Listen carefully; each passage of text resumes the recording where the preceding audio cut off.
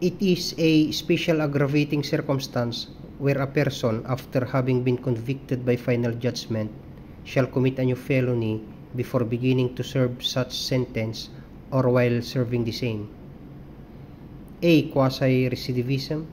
B. Recidivism. C. Habitual delinquency. D. None of the above.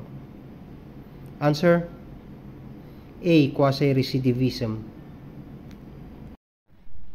Where a person, on separate occasions, is convicted of two offenses embraced in the same title in the revised penal code.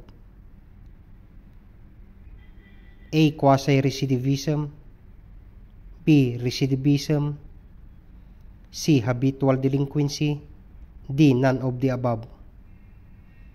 Answer: B. Recidivism.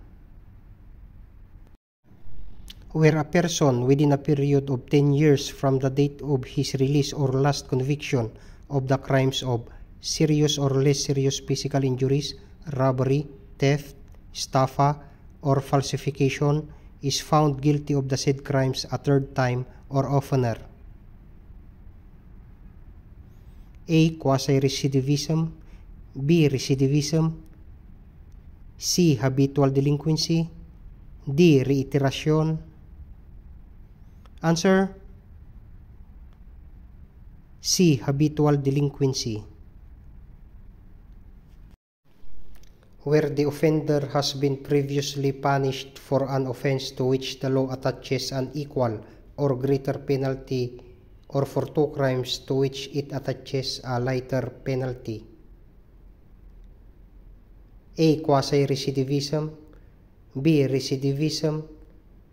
C. Habitual delinquency. D. Reiteration.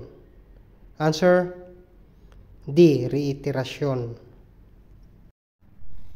The willful and corrupt assertion of falsehood under oath or affirmation administered by authority of law on a material matter.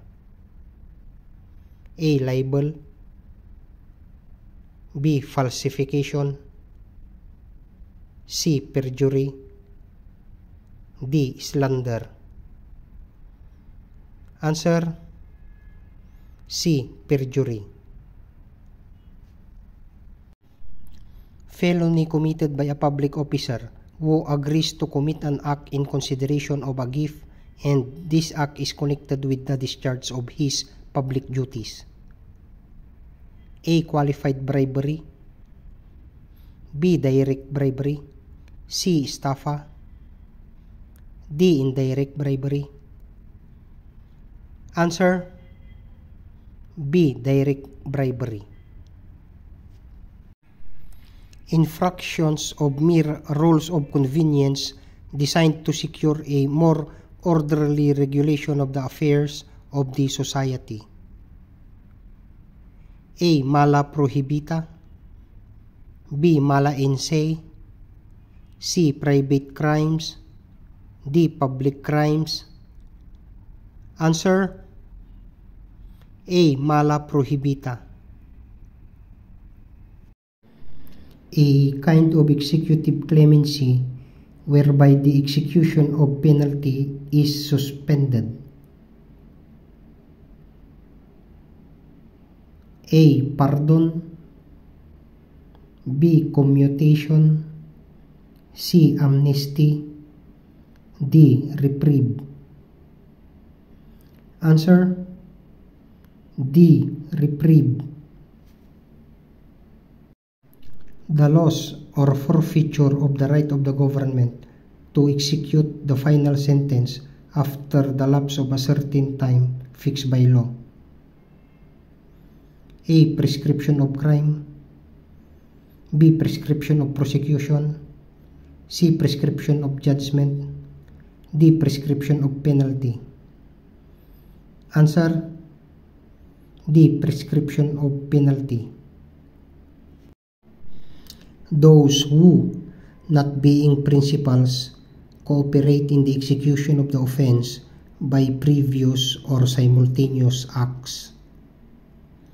A. Accomplices. B. Suspects.